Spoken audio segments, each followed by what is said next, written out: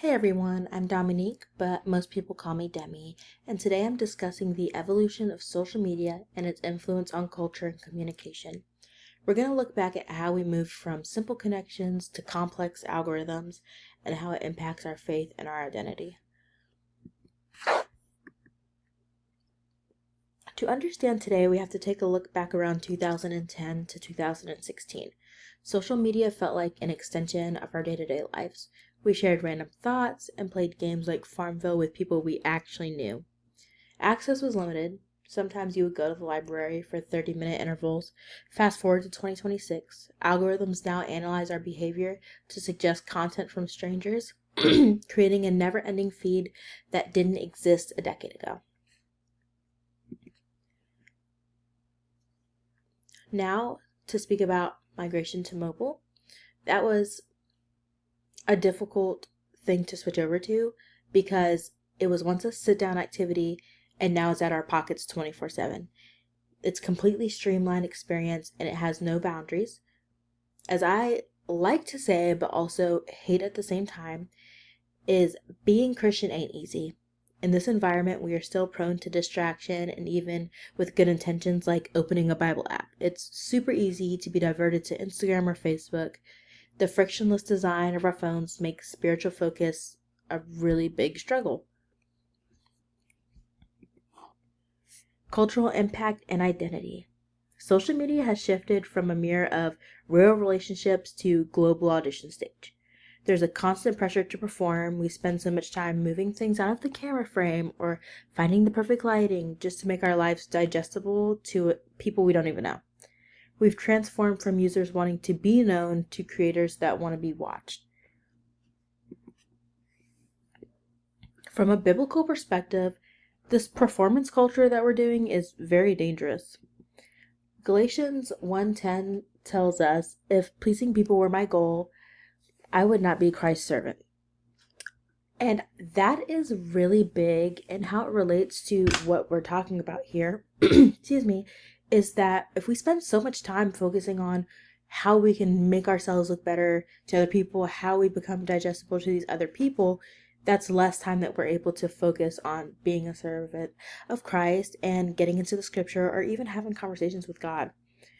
And that is a big deal, especially in Christianity. The missing connection. This is a really big one because this is something that I struggle with a lot personally. When you are texting somebody, you're missing a lot of the social cues. You're not really understanding what they're saying because you're missing those social cues, the eye contact, the movements that they're making. And that is really missing the biggest part, the connection. So what I want you guys to do is try to think of one word that you would use to describe Jesus' connection with us during his ministry and even now. Some of the things you might think of are personal or maybe compassionate. We know that Jesus healed a blind man with the touch of his hand, and his presence alone brought light to so many rooms and still does. But is this the same light we possess? And I ask that because we were created in the image of God, and maybe we cannot touch somebody and heal them immediately, but I am sure that we still possess that same light and can change lives in so many different ways, and one of them being just being present. The effort to engage. So why do we prefer the screen? It's all about our dopamine and how our brains react to it. Our brains prefer the quick, zero effort from scrolling, but engaging with God requires slow effort and has way more friction.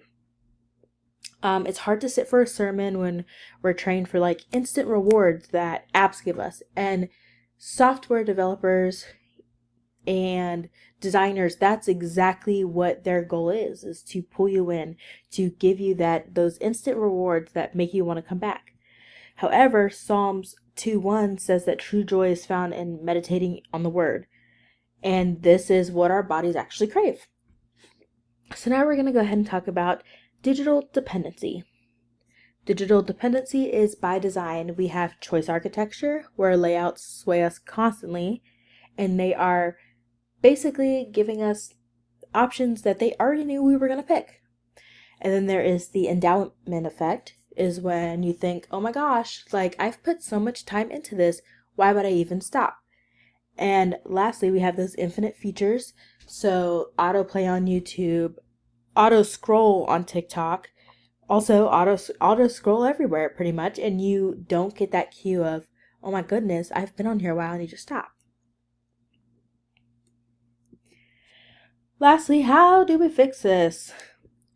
The biggest thing that we can do to try to fix this is finding those negative habits that we have. So, for example, surrounding our devices, we wake up in the morning, the first thing we do is find our phone, and we open it and we start to scroll. If you put your phone across the room, that is adding friction. That is another thing that you have to do that negative habit that you find yourself doing every single morning.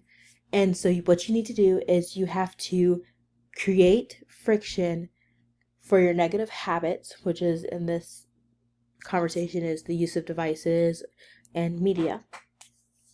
And that is the biggest way to stop. Obviously, to pray and replace those habits, the negative habits that you have, with good ones and focus on the word. But that is how you're going to do that. You're going to replace your negative habits with positive ones and create friction. So my closing thought here is basically to reclaim the person that Scripture says you are, what you're meant to do, what you're meant to be in life. And sometimes a lot of people don't know what that is right away. But we need to get rid of that global audition stage and be authentic, be your true self. Anyway, thank you guys.